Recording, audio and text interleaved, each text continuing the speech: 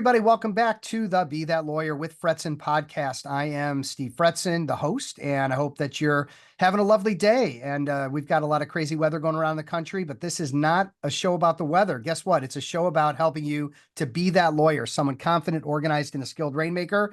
That's what we do here. And whether it's listening to the show, that's a great way to go.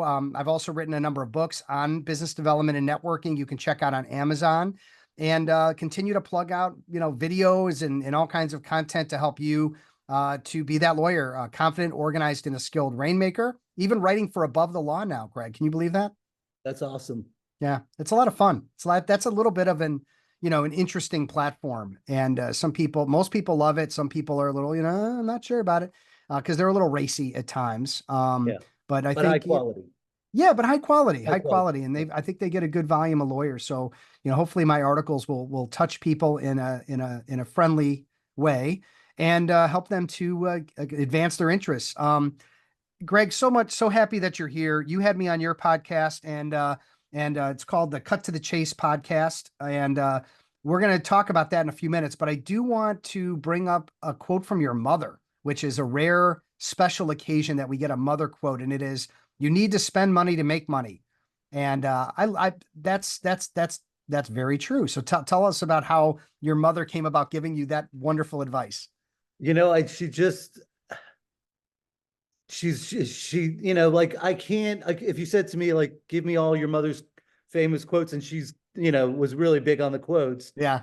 I couldn't really do it, but in context, they just come out of my mouth, and I'm like, oh my God, that's my mother used to say that. Yeah. So that's, she was really about, spending money to make money. She didn't think, my father was really not, and he's actually still a practicing lawyer, 93 years old, but he doesn't want to spend any money. His MO is, watch your expenses. My mother was like, go for it, spend the money. Wow.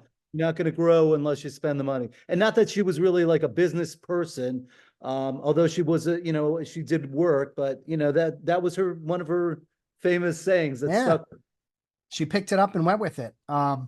My father was very much, the saver and just like, put it in the market. And I'm all for that. But here's the rub. If you put it in the market and you get 8% back, that's wonderful. Okay. But what if you put some of your money into yourself? What if you invest it in coaching, training, marketing, branding, another business, starting your own thing? Invest it in you, because you're the one you can rely on. That's been my dad also always taught me to be an entrepreneur. He always set me up to be an entrepreneur from a very young age. And that was because he wouldn't give me any money. He made me work, which was at the time pissed me off. But today I go, thank you. That was actually a very good, very good. And my son, by the way, same thing. He works his ass off and takes jobs, and, he's away all summer at a job. And so, this is the kind of stuff, but in the point, going back to it, Greg, investing in yourself and spending money to make money, I'm all for it. Yeah. And she also, that was another one of hers was, your best investment is the investment in yourself. Yeah. She used to say that to me. Yeah.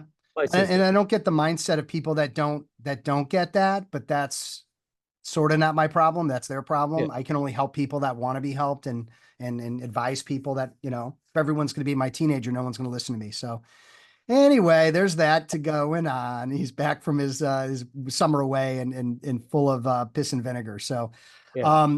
So listen, man, I want to share with everybody. Gregg Goldfarb is managing partner, Gregg Goldfarb LLP, and give us your background, because what we're going to talk about today and your background, they sort of go hand in hand. My background. So I've been practicing lawyer for a little over 30 years. I had peaked academically in high school, got to Virginia, University of Virginia, started chase women, and then things went downhill. And somehow or another got into law school. And by that time I was like, you know what, I better go with the law school, A, that will select me, and B, that I think can help me market myself down the road. So I chose University of Miami because my father is a practicing lawyer in Miami. I figured that was the way to go. I was a big environmentalist when I was growing up, so I started a nonprofit called Clean Miami River, which was going to use the Clean Water Act to try to clean the Miami River. And from there, I got involved in a bunch of environmental litigation in the Everglades, and I really learned how to try cases. We had 5-week trials, we had 8-week trials, really interesting stuff, exciting stuff. And then I just sort of kind of moved on to my, sole practice, got involved with some other partners. And, here I am 30 years later. I've pretty much covered the gamut of what I would call plaintiffs litigation. I don't do transactional work, but I mean, I've done everything from whistleblowers, fraud cases, civil cases, business law cases, accident cases, slip and falls, and now a lot of mass torts and insurance claims. Yeah. So, and then I have my podcast. Yeah. The podcast, Cut to the Chase. Tell us 30 seconds about that. So about 4 or 5 years ago, I started to realize that my bread and butter work was dying out. I got into mass tort world, not actively litigating the cases, but just acquiring them and sending them out. And I said, you know what? I need a platform to develop my persona in the mass tort space. So I decided to do this podcast covering mass tort issues that are public interest in nature. And it's kind of grown beyond the mass tort world, where now I just kind of focus on public interest in addition to mass tort cases. Yeah. And I think an area that lawyers may not realize or may not be taking full advantage of is the ability to find business and give it to someone else to do and make money on it. And that's unique in the legal space. And I'll just say my late great father, Larry, the lawyer, had his best year ever when he got paid out on a personal injury. And I think the number was 685,000 that he got paid as the referral fee for essentially making a phone call. Not a bad payday, not a bad, year for him. And so, that's one of many ways. And I'm teaching my lawyer clients all the time how to cross market, right? So you bring in the business, you get the stuff that you don't do, but you have partners that can do and people that can handle it. You get the origination, right? Build your book of business, keep the relationship, but you're not actually billing those hours, which is a great way to grow. But what's your take on all that? Well, I mean, that's where I'm at right now. I've bounced around between different specialties based upon what the wind was, where the wind was blowing. So at one point, Rodney King, the police brutality in California, and all of a sudden I got involved in police brutality, and I became the name in Florida, and I still get calls for that. But then that became difficult. The courts were very difficult on the, because they wanted to protect the police departments. And I understand that or whatever. So after about 7 years of really trying to bang that out, making a big name for myself, but winning a trial and then losing at the appellate court, all that stuff, I moved on, and I kept moving on from one practice area. Sexual harassment became, everybody was doing wanted to do sexual harassment. And then that kind of dried out also. So I basically got to the point where I knew a lot, and I said, you know what, let me look into being a referring attorney, because people were calling me for a lot of things that I knew enough about to assess whether, hey, you know what, sounds like an interesting case. And I actually know somebody that is doing this. And so that's sort of what, kind of got me going in that world. Yeah. And then what do we want to kind of teach lawyers about the world of referral marketing, referral networking to, yes, handle the work that you do and that you do best, what your superpower is, but then to either keep your eye out or actually, target and look for things that you can farm out to other lawyers that could be profitable, and everybody wins in that scenario. Well, Steve, that the world of marketing now is really much different than it was 10 years ago, For sure. 20 years ago. When I started as an attorney or whatever, you really even weren't allowed to market. And it was, I guess the Yiddish word is verboten. Yeah. You were frowned upon. And so how was somebody to survive as an attorney? You go to all these associations and try to meet other attorneys and get their rejects and all that. And it just became obvious when the marketing changed that you could market, even if you didn't have a big name. You didn't have to be the top of the food chain, or a name that people could, oh yeah, no, I know that person. I trust that person. All of a sudden, that little trust factor sort of, the winds changed, and all of a sudden TV ads, and then it became social media, and people nowadays are not looking at, I mean, there are still a lot of people that if they have a big accident in the family or a friend or whatever, they're going to call up somebody, and that still happens. But a lot of the world is like this. They see an ad and they Instant reach out to the lawyer. And if that lawyer does not call them back, I mean, that's what they want. If that lawyer does not call them back right away, or pick up, move on to right? Or just somebody else. pick up the phone, right? I mean, you're Pick up the calling. I phone. mean, what's our patience level as consumers right now? If I call Zero. someone and I get a voicemail, I may not even leave the voicemail, right? I might just say, hey, I've got a list of 5 things. I'm just going to go to number 2. Like if somebody isn't it's gotten to the point where we just have very little patience for waiting for things. And if you think about it, and it makes complete sense, you're somebody looking for a lawyer. Even though maybe it's your legal matter or it's somebody close to you and you want a good result and you're willing to spend a little time to make sure. I mean, your first thing is, I want to make one call, get it right, get it off my hands, get a great result. And I don't want to have to call anybody back and get an update and what's going on. No, I want the check as soon as possible. And that's what people are expecting. And to some degree, that does happen. And so people hear about that. And that's, I think, the way of the world right now. Yeah.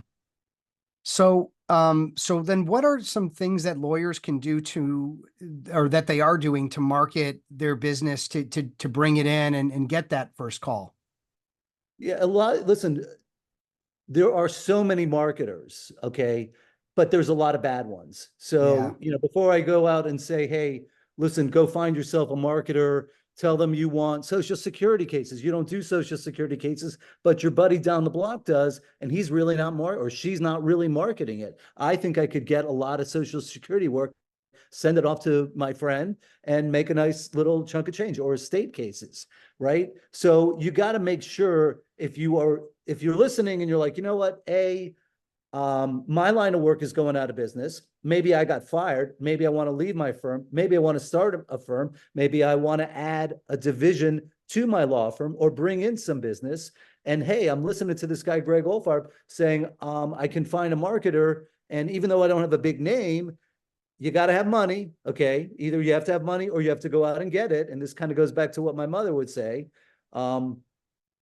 You can do it. You can, if you get good qualified marketers and you get a game plan and you know what you're doing, you're going to have to do a little research.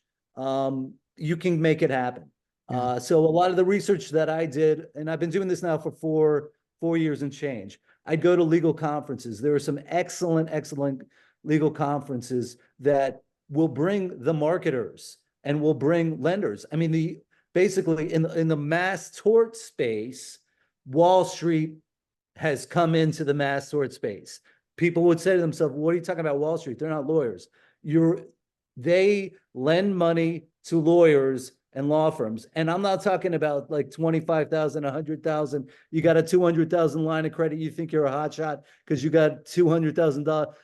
Some of these lenders will lend a really big pile of money. Now, that might not be good because it's going to put pressure on you and you're not going to get like a 6% interest rate. But if you do it right and you get a good game plan and you talk to people that have done it, you can make it happen, whether it's in the mass tort spaces, which is what I selected, or we call it mass torts and single event cases. So the single event cases are like your accident case, your slip and fall case. It's one thing that happened to one person or a couple of people. The mass torts are a different, animal altogether, but you can do both. And some people do. Some people pay marketers to go get the mass torts and single event cases. Why the single event cases? Because those typically will turn over quicker.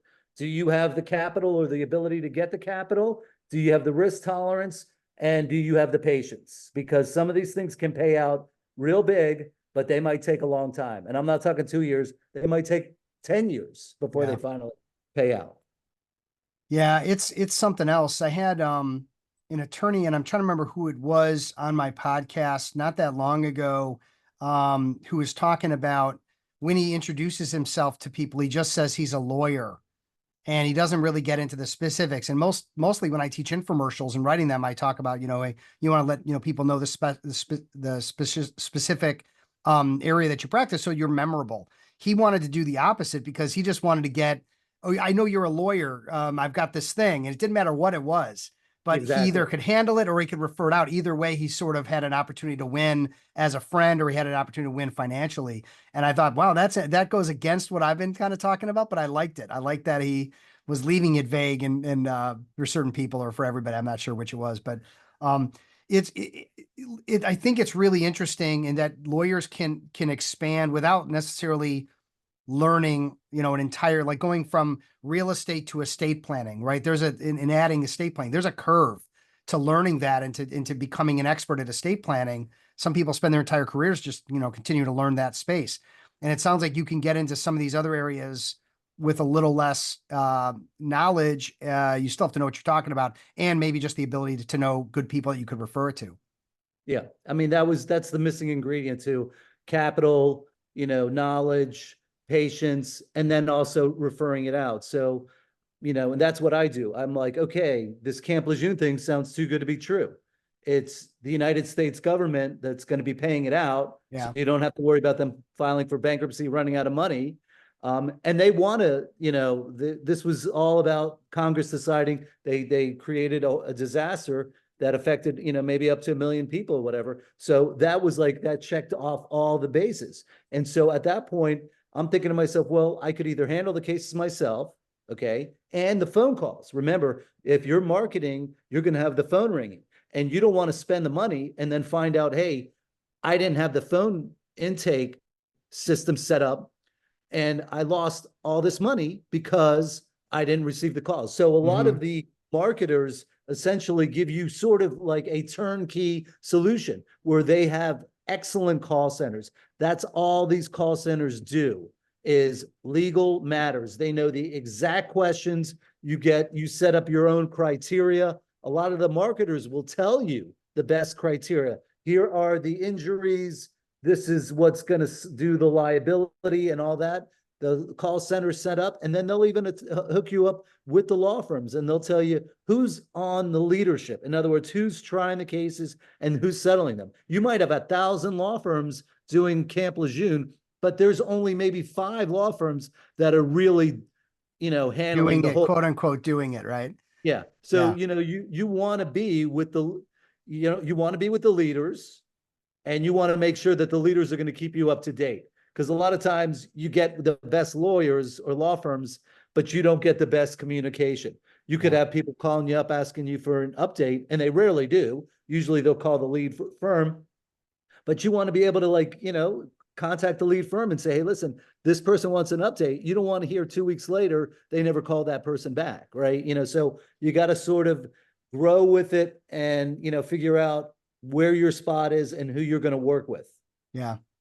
It's interesting. And the other thing that I wanted to bring up that might be a moneymaker for either lawyers or non-lawyers, like myself, are that, that in some states, including, in primarily Arizona, that they're allowing non-lawyer owned firms. And I don't know all the, gory details of that.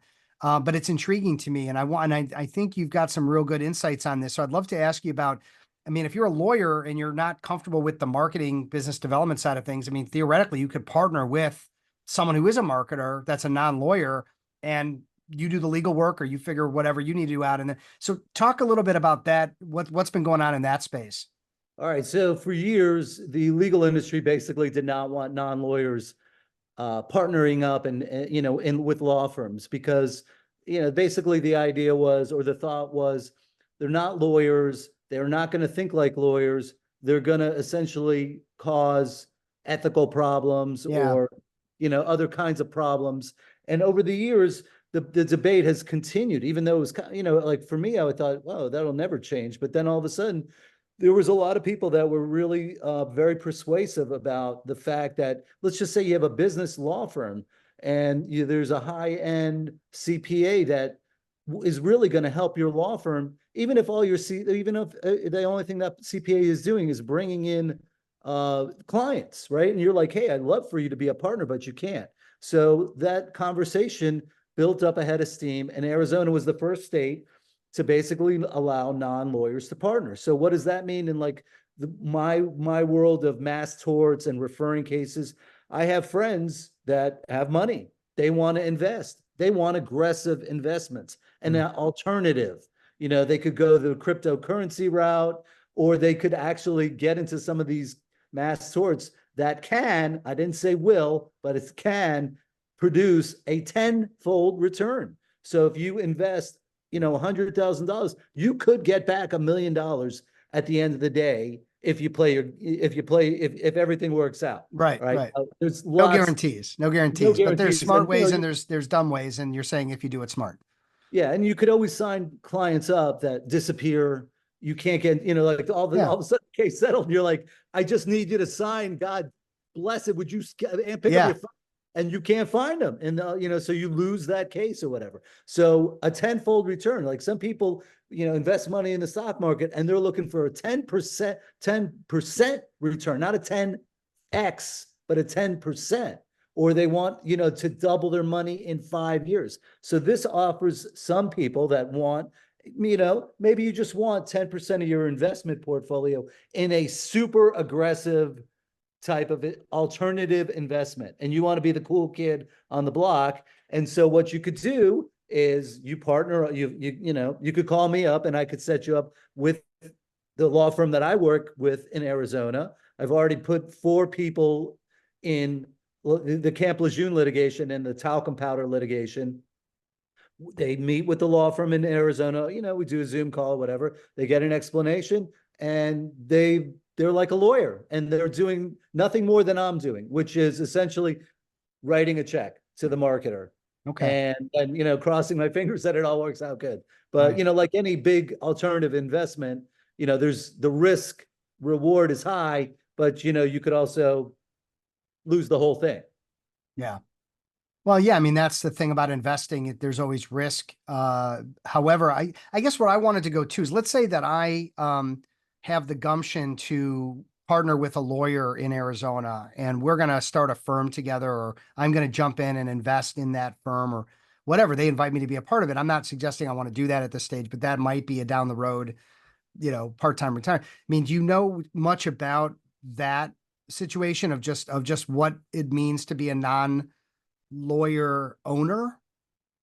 Well, I mean, it's basically if let's just say you have a lawyer friend, okay? Okay. Maybe the lawyer friend doesn't even live in Arizona. And you're Okay. like, hey, listen, I think that I could bring you a tremendous amount of tax related work, okay? But I'm only going to do it if you let me be a partner. Well, all right. So what you do is you get the licensed, the lawyer part of the deal would get a license in Arizona, and they start a law firm there. They don't even need to be there present. They don't need to like have a brick and mortars and sit Okay. down in Arizona. They just Yeah. need to be licensed and all that. And then they have, you just have like a partnership agreement, and Okay. the partner. So maybe you're not bringing in business, but your buddy who's not a lawyer could.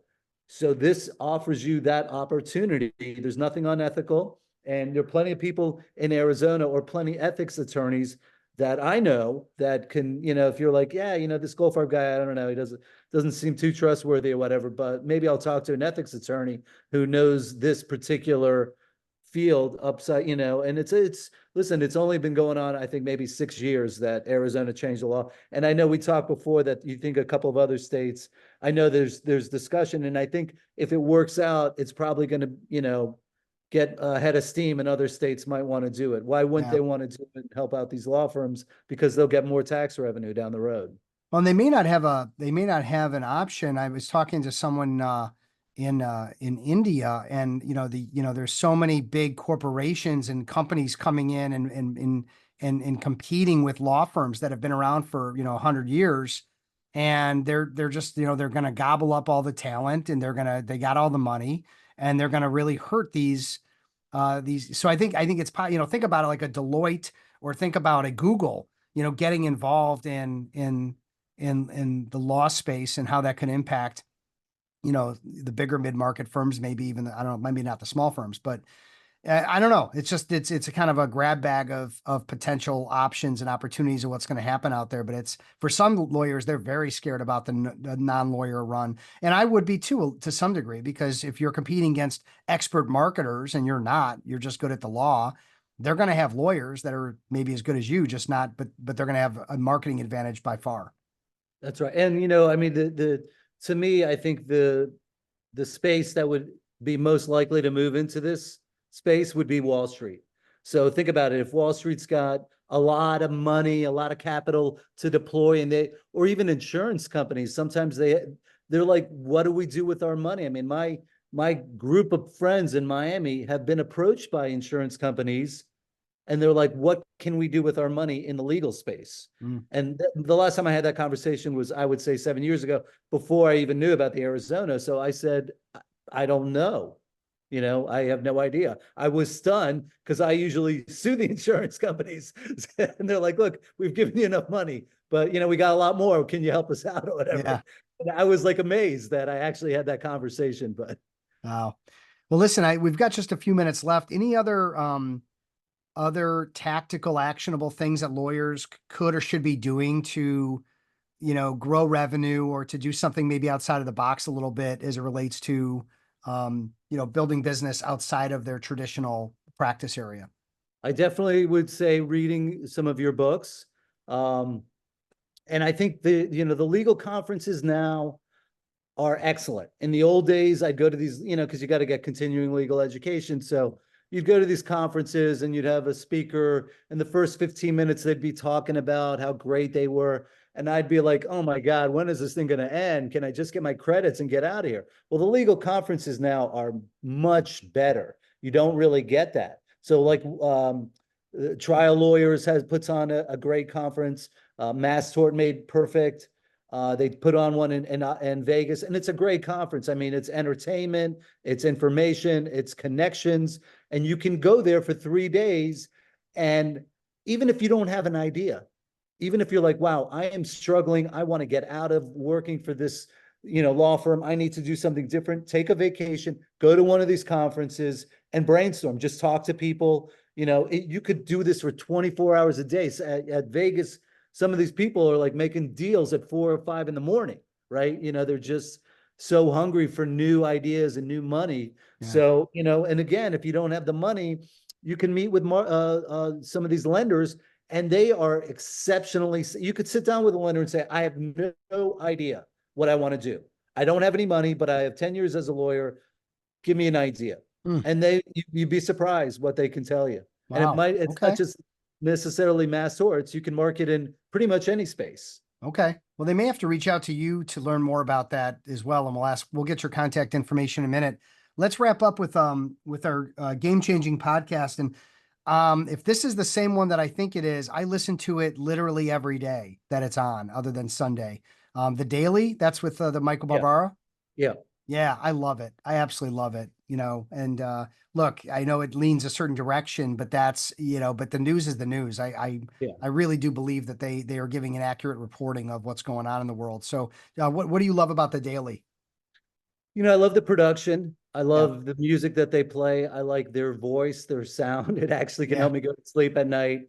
And I try to follow all sides of the coin. So, I'll listen to other, the opposite voice as well. okay, I'm a Jew, so I, really I have to dig deep into the entirety of the discussion and not just be pro one way or pro the other way. I want yeah, to hear all the voices or whatever. But I think that they really put on a good show. It's very informative. And a lot of times I'll have a drive with my girlfriend. We'll have like an hour-long drive, and I'm like, you got to really get to know this topic, and we just pop it on there, and she likes it. So yeah, that's also one of the things we can do together in the car, yeah. aside from No. listening to your podcast as well. Oh, well, there you go. All right. Well, I appreciate that very much. Yeah. So for those listening, check out the Daily. And Greg, thank you so much. If people want to get in touch with you, what are the best ways for them to reach you? I am Mass Tort Guy at Instagram. So Mm. you can look for my handle, send me a DM. That's the easiest way. You can go to you can go to gregggoldfarb.com, my website, and also contact me that way. 305-374-7000 is the office number. I would give out my cell phone number, but I've decided I'm no longer doing that. I'm sorry. Yeah, that's okay. I You know don't have some to give people out your do. cell number. I got to get a Um, burner phone or whatever and do that, but I'm not there yet. So yeah. But all your contact information will be loaded into the show notes to everybody. So if you want to check out Greg that way. And of course, we want to thank our sponsors, Get Staffed Up and PimCon, coming up in mid-September for personal injury. So check out PimCon, everybody. Thank you, Greg. This was great. And it's interesting to talk about the legal side of things outside of the practice areas that people are familiar with. It's great to talk about outside money. It's great to just talk about the non-lawyer space. I want to get deeper into that because I not it as a business for myself, but deeper into into really studying and understanding what that means for the future of law. I'm running like a legal tech roundtable now. I don't know how I got that, but there are folks that have been on my show and they got into talking about AI, and it may not matter about non-lawyer owned firms if AI takes over and beats up law further. So anyway, but thanks again, man. This was a great conversation. I'm just happy that we were able to get together and do it. All right. Thanks for having me on, Steve. Yeah. Thank you, everybody, for spending time with Greg and I today on the Be That Lawyer with Fretzin podcast. Hopefully you got some good takeaways from today as usual. And we will help you every single week, twice a week, to be that lawyer, confident, organized, and a skilled rainmaker. Take care, everybody. Be safe, be well. We'll talk again soon.